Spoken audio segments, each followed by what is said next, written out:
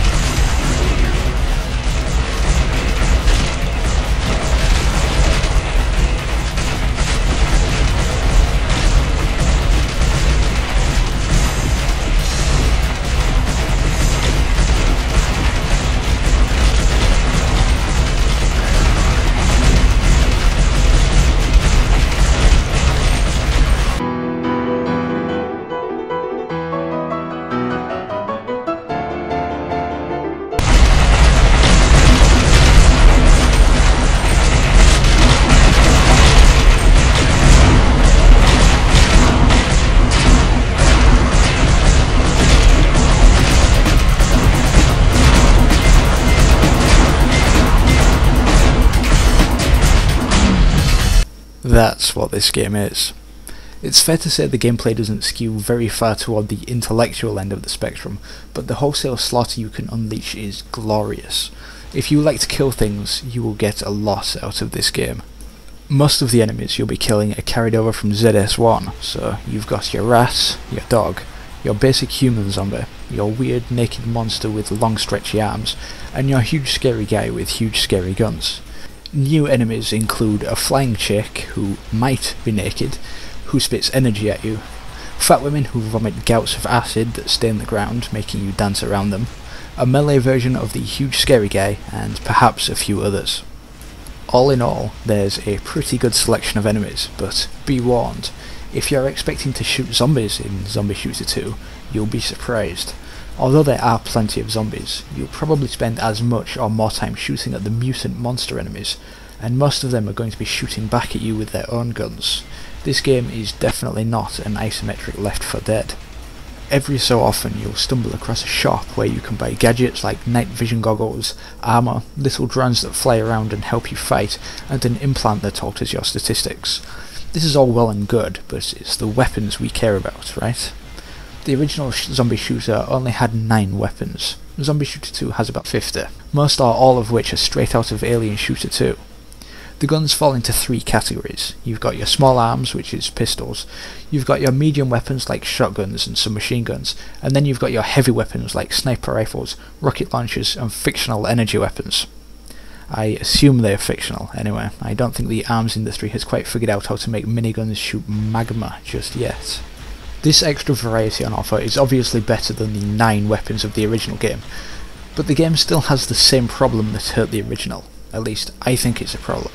There's a clear hierarchy amongst the weapons. As the levels become progressively harder, you're shoehorned into using the most powerful weapons available. So if you're not fond of energy weapons or explosive weapons, say you want to take on the whole game with your shotter, tough, you can't. The smaller weapons soon become impractical, and soon after that become impracticable. I appreciate that the way weapons are handled is very much in line with the game's old school mentality. But for a game that is literally nothing but shooting zombies, it really detracts from the experience to be forced to use weapons you may not want to use. As a huge fan of shotguns and pistols, I always look forward to using those weapons as much as possible, but I quickly found that in Zombie Shooter 2 I was forced to use the freeze gun, then the iron cannon, then the rocket launcher, then a minigun, and so on. The original Zombie Shooter had a simple mechanic that allowed you to upgrade your weapons. Although it didn't actually make the smaller guns viable throughout the entire game in ZS1, it's a pity to see it's been removed rather than improved for ZS2. Throwing in way more weapons is nice, but ultimately you're going to ignore most of them, and you're always going to end up being stuck with the same few high-end guns anyway, making the variety kind of moot. With a weapons development system, the player will be able to use the weapons they want to use throughout the entire game. The game doesn't feel to me like the type to benefit from multiplayer, which is just as well because there isn't multiplayer. In lieu of online play, the game offers a few game modes to keep you going. These extra modes typically include you in an arena with about 1 billion enemies, and you've got to survive for as long as you can. If you've ever played Sigma Team's earlier game Crimson Land, it's essentially that. Zombie Shooter 2 is a super fun, ultra-violent shooter, but it simply doesn't do enough to justify its own existence because it doesn't differentiate itself from its predecessors in any meaningful way. Given that the price tag on ZS2 is at the time of writing $20, while the original Zombie Shooter can be found for as little as $5, it becomes pretty clear which game is the wiser purchase if you're new to the series. For veterans, I'd definitely recommend you give ZS2 a whirl, but you really should probably wait for the price to drop a little first. If you own any of the previous shooter games, you pretty much already own Zombie Shooter 2.